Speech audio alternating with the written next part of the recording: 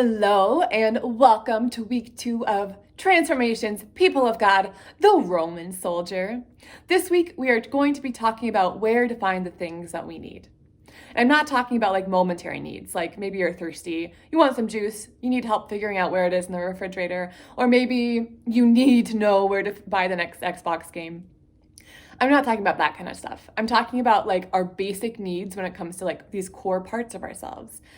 And these core parts of ourselves can be divided into like these 3 categories, and generally they cover a lot. So we're talking about our mind, our body, and our spirit as these 3 parts of ourselves that come together to form our whole self. When we're talking about mental needs, I'm thinking about the ways that you know how to take care of yourself and the person that you know to go to when you need to talk, or the place you know you can go when you need to feel safe. When we talk about body needs, we're talking about what kinds of opportunities does your body get to move and flow. Some of us, like myself, tend to live in our minds a lot. I forget that experiencing my life through my body is something that is just as real and true as is the way that my brain understands and perceives the world around me. Giving myself chances to experience life through my body helps me understand that I'm not a finite and definable self. There's lots of movement and expression that tells things about me beyond words or thoughts.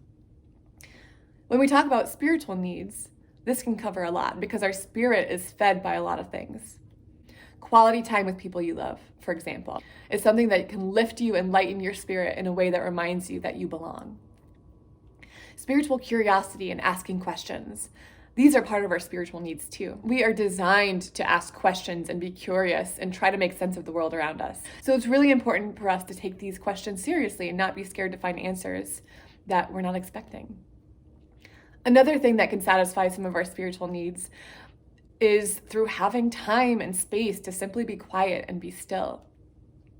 Those are examples of different sort of spiritual needs that we can get in touch with when we look at ourselves and think about these core areas of our lives: mental, physical, and spiritual.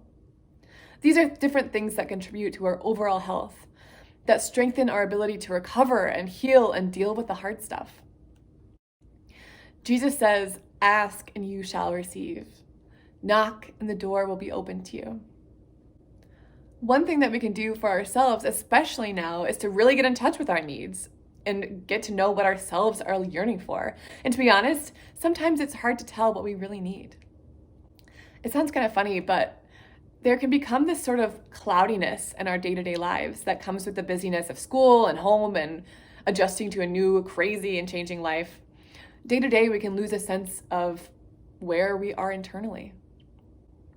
But the good news that I want you to remember, my friends, is that 1, the Spirit lives inside you and is so connected with God that it prays on your behalf.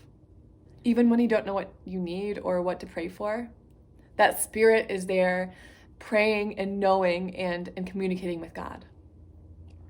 Another thing you should know is that God provides with abundance, meaning with total fullness.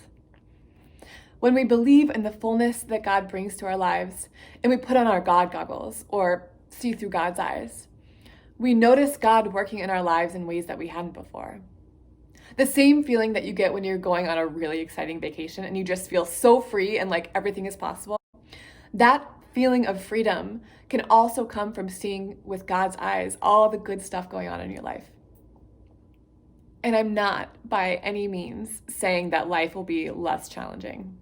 We heard in the Transformations video about the Roman soldier and Paul being bound together. But every hour, night and day, Paul would literally have to be chained to a guardsman like myself. And that didn't suck any less.